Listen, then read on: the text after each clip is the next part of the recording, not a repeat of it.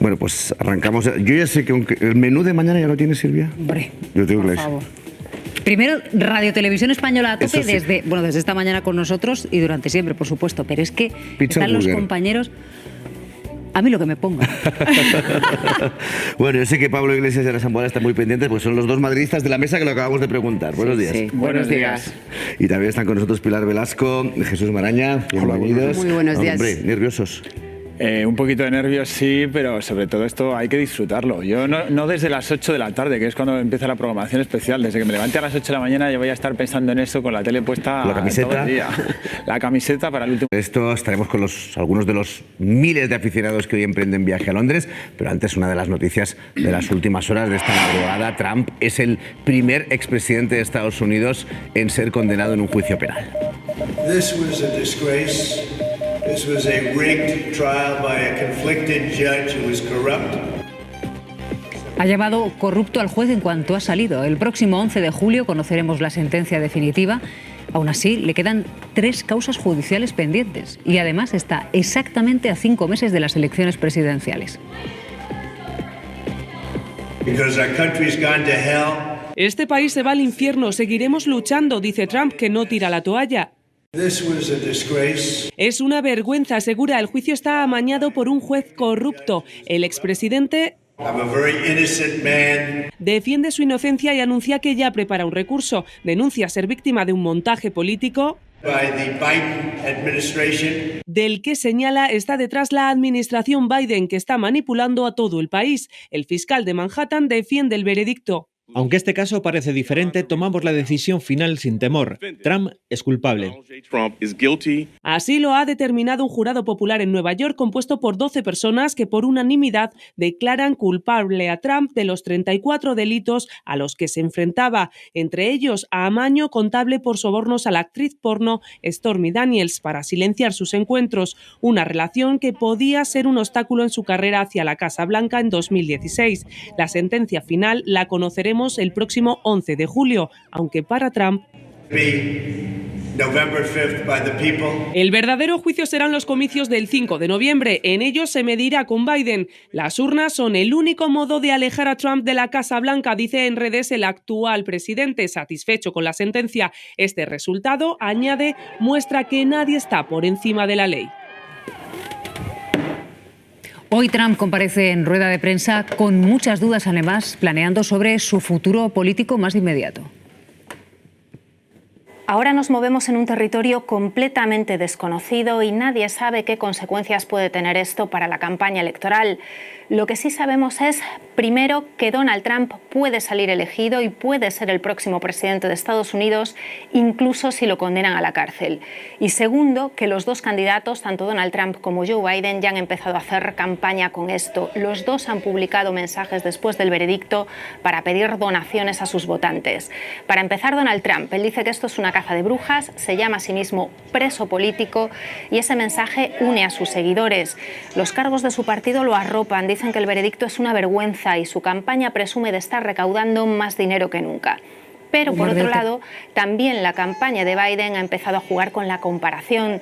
Intentan lanzar este mensaje a los estadounidenses: si no queréis ver a un delincuente convicto en la Casa Blanca, votad a Biden.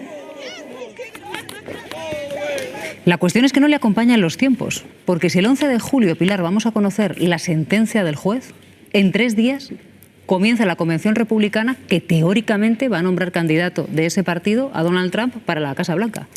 No le acompañan y efectivamente es inédito. Esa convención es para aclamarlo como candidato a las presidenciales del 5 de noviembre y por mucho que haya recibido en las últimas horas, en esta madrugada, el apoyo de republicanos importantes, pero son republicanos del ala más dura del partido, pero el Partido Republicano también tiene una parte conservadora que no es tan trumpista y a la que le va a costar seguro dar ese aval a un presidente que lo que dice la sentencia es que es un criminal, que está condenado en esta primera causa. La ley no le impide ni presentarse a las elecciones ni siquiera ser presidente, pero altera de tal manera y tensiona la institucionalidad de la candidatura que, aunque nos parezca muy bueno, pues que no le evita que se presente, esto lo va a alterar porque, bueno, pues porque aunque haya recibido también muchas donaciones en las últimas horas, la página de las donaciones se ha bloqueado. Es que no opera solo, por mucho que sea el candidato aclamado, ¿no? Veremos lo que pasa en las próximas semanas y de aquí al verano, pero esta sentencia altera y va a alterar aún mucho más pues la campaña en Estados Unidos. Biden ha seguido su campaña. La unanimidad es importante de la condena, porque recordemos que ha sido un juicio muy largo, pero que los fiscales le decían al jurado: fíjense en los documentos, no en el testimonio del principal testigo, el de organizador de la campaña de Trump. Y esos 34 documentos que certifican cómo pagó a la actriz para garantizar su silencio son negro sobre blanco. Es muy difícil que eso ya sea revocable, ¿no? Pues fíjate, Joana, que tengo mis dudas sobre que le pueda afectar. Es decir, que no... Porque legalmente puede seguir su camino. Total. Y no sé cómo le puede pesar, por lo que decía, ¿no? Es verdad que hay una ala del Partido Conservador que es oposición, ¿no?, con la votación de ayer.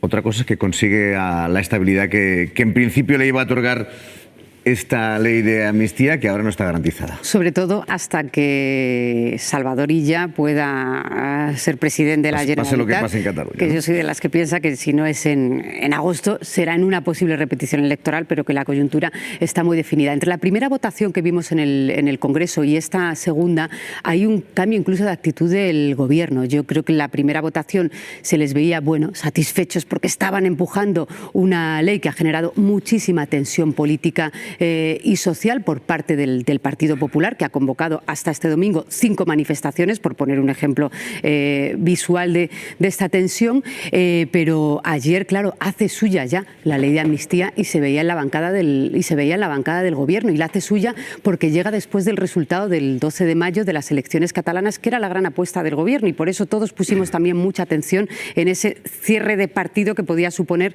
el resultado de las elecciones catalanas. Ha sido tan nítido de alguna manera, no solo porque el PSC haya subido en escaños, sino porque sube en escaños el PSC, pero desbanca las opciones de gobierno de Junts y de Esquerra Republicana. Por tanto, cualquier agenda independentista, cuando se habla de ahora piden el referéndum, ahora exigen, es muy complicado porque no tienen el gobierno de la Generalitat. Esquerra Republicana, Pere Aragonés, antes podía presionar con las políticas, ahora es que no suman de ninguna manera. Y veremos cómo se traduce después de este verano, sobre todo, que es cuando arrancará o cristalizará las negociaciones de los presupuestos generales del Estado, esas posibles negociaciones, pero qué duda cabe que han perdido mucha presión de negociación. Por tanto, el PSOE, la fotografía de ayer era otra, claro. Claro, vimos al presidente del Gobierno sonreír en su escaño, le vimos sonreír cuando salió del Congreso. Lo que sucedió horas después ya no se llama sonrisa, se llama euforia. España se hunde, pero vamos a ver, si España crece, pues como es la carrera de esta artista que tenemos por ahí por España estos días, Taylor Swift, es imparable, pues igual la economía española, imparable. Bueno. Salvo que lo publiquen en el BOE y aparezca Puigdemont este fin de semana. Yo creo que la amortización es por las dos partes. Esto no es lo que va a aportar votos, porque las elecciones van de otra cosa. Y por recordar, cuando el Partido Popular decía hace no mucho, antes del 12 de mayo, va a ganar Puigdemont las elecciones, va a gobernar Puigdemont en Cataluña, que era una lectura muy interesada, porque era lo que hubiera podido cuestionar mucho la apuesta tanto de Salvador Illa como de Pedro Sánchez. Lo cierto es que eso todavía no lo sabemos, Pilar. No sabemos quién va a gobernar en Cataluña. Sabemos quién ha ganado. Lo que sabemos, Ana, y además lo que sabemos es que Puigdemont no va a gobernar, porque sería hacer un análisis que va a confundir mucho si le hacemos pensar a la gente que va a gobernar Puigdemont en Cataluña, porque no se dan las condiciones, ni por parte de Esquerra Republicana, ni porque no suman, porque Salvador Illa ya ha anunciado que no le va a dar Entonces perdemos tiempo, yo creo, para lo real. Y es que el Partido Popular, que Feijóo va a Cataluña y no habla de la amnistía porque sabe que le perjudica hablar de la amnistía en Cataluña. El viernes pasado Feijóo, con el Círculo de los Empresarios, el viernes pasado no mencionó la ley de amnistía en la reunión con los empresarios. Y la reunión de los empresarios, que son un sector conservador en Cataluña, dio las gracias a Salvador Illa por haber pacificado Cataluña. Que podemos estar en desacuerdo, pero que la realidad en Cataluña es esa. Y por concluir, dentro de unas semanas veremos que, por más que siga agitando el Partido Popular la amnistía de cara a las elecciones, esto está amortizado por muchas razones, aunque la aplicación nos va a dar mucho que hablar a todos en esta mesa. Eso seguro. Ahora luego post-it para Pablo, que ahora le doy la palabra. Pero antes me tengo que ir a Barcelona porque, como venís recordando... Porque el independentismo más radical, más loco que ha habido en este país, que se ha saltado las normas y que salió fugado de España y ha permanecido fugado en España 7 años, que es Carles Puigdemont, no tenía ningún futuro y ahora resulta que es el líder de la oposición en Cataluña. Pero es que el bien mayor, Pablo Relativo, por eso te ponía antes el ejemplo, de los empresarios. Perdona, Pilar, el otro bien mayor es la Moncloa, es mantenerse en la Moncloa. Yo creo que el debate de ayer lo que hizo fue poner fin al debate de investidura que comenzó el pasado mes de octubre. O sea, la investidura de Pedro Sánchez empezó hace muchos meses y termina ayer, porque lo de ayer es un pago a la investidura de Pedro Sánchez a los 7 votos de Junts y del resto de los independentistas. Hablando de intereses. Ahora es cuando empieza la verdadera legislatura. Momento, y ahora es cuando el PSOE tiene que empezar a negociar otras cosas y ver si con esos socios que ya están exigiendo otras cuestiones, si realmente va a poder... Yo tengo una pregunta muy clara. No se había terminado la investidura de Pedro Sánchez desde octubre. Es que en términos democráticos... A ver si puedo plantear yo la pregunta, porque igual puede ser interesante. ¿Qué objetivo puede tener un partido como el PNV en votar la amnistía? Porque el PNV aquí no se juega a la Moncloa. Entonces, un partido, digo, así, el PNV, ¿por qué querría votar esta ley? ¿Qué interés tiene? Porque el PNV no está en la Moncloa. Por eso es importante, abrir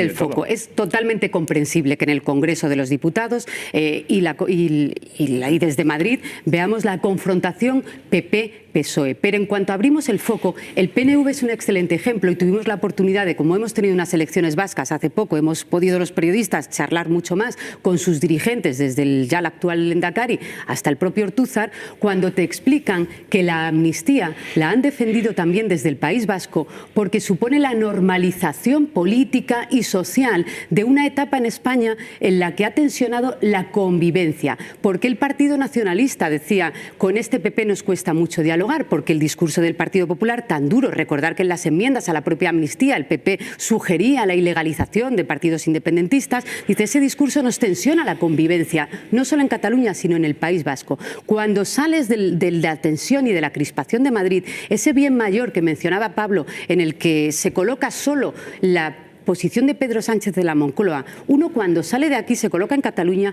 no es cierto. Prefieren la normalización de la gobernabilidad, como ocurrió con Felipe González y como ocurrió con Aznar, en la que el País Vasco y Cataluña se relacionan con el gobierno de Madrid, que dicen ellos, en términos de, oye, pues vamos a ver qué agenda tenemos común, y no solo en términos independentistas. Por tanto, claro que hay un bien mayor que les soluciona y les normaliza, como dicen ellos, la vida. Y por eso te ponía el ejemplo de los empresarios catalanes, que no son sospechosos, no sé ni siquiera si de votar al PSOE en las elecciones generales, pero les ayuda a una normalización económica incluso. Partidos conservadores, como fue el de Junts en su momento y como es el Partido Nacionalista Vasco actualmente. Que digo, cuando decimos se refuerzan los dirigentes independentistas, tampoco estaría aquí yo sobre el futuro de Junqueras. Tengo muchas dudas. ¿Qué va a pasar en la Esquerra Republicana?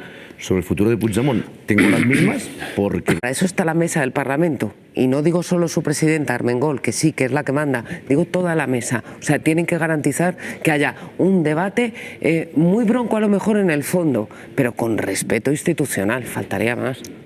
Sí, reglamento en mano, de hecho, podía haberlos expulsado. Es que están para eso, entre otras cosas, para ordenar el debate. Lo que buscaban. Yo creo que había una cosa especialmente dramática de ayer, el que haya crispación, haya insultos, todo eso, tristemente lo vemos muy a menudo, ¿no? Y cuando el ambiente político está tan polarizado, y la polarización han contribuido absolutamente todos, y cuando se debate algo tan controvertido que hasta jueces y fiscales están diciendo que es inconstitucional, pues es normal que partidos que están en contra de eso en fin, protesten por todas las vías, pero la educación no se puede perder. El Congreso, estoy completamente de acuerdo, tiene que ser absolutamente un ejemplo, pero dentro de todo lo malo que hizo Vox ayer en el Congreso, yo hay una cosa que me parece absolutamente intolerable, más aún, que es insultar en el momento de la votación. No puedes manifestar tus críticas, rechazarlo, pero cuando se está levantando uno a uno los diputados, ahí, igual que te respetan a ti, tienes que respetar a los demás, y eso no se hizo. Y de hecho hay una anécdota que se produjo ayer, que no sé si todo el mundo se dio cuenta. La diputada Carmen Navarro, que era la secretaria de la mesa, que estaba leyendo los nombres de los diputados, llamándoles, y cuando ellos respondían, daban el voto, tenía que repetir el sentido del voto. Hubo momentos, cuando le toca al gobierno, que le costaba repetirlo, porque era tal el ruido, los insultos desde un lado de la bancada, que ella no se podía ni concentrar. Y al final eso es torpedear o impedir el correcto funcionamiento de la Cámara. Es que no se puede pedir efectivamente el respeto a las instituciones y hacer algo tan grave como lo que pasó ayer. Porque el no y el debate, se produjo el debate en contra de la ley de amnistía por parte del PP y Vox, perfecto, pero lo que es intolerable, y por eso insisto en que reglamento en mano, Francina Armengol tenía todos los argumentos para expulsarles, pero era una intención de buscar, eso es lo que decían algunos diputados, diputadas en el Congreso, en los pasillos, era una intención de boicotear la propia votación, que es gravísimo. Yo creo que eso no, ¿eh? Y si no es la intención de boicotear sí, pero impedirla, como dijo el gobierno, que les expulsen y por tanto decir que no les han permitido votar la ley de amnistía, es gravísimo en cualquier caso. El insulto encima de un voto, que no se escuche cuando el PP pidió que fuera nominal, que fuera verbal, es para que se escuchara, es perjudicar ese derecho al voto. Gravísimo, y que les podía haber sancionado además de esa posible expulsión. Pero al final dejas pasar y cada semana tenemos una. No, perdona.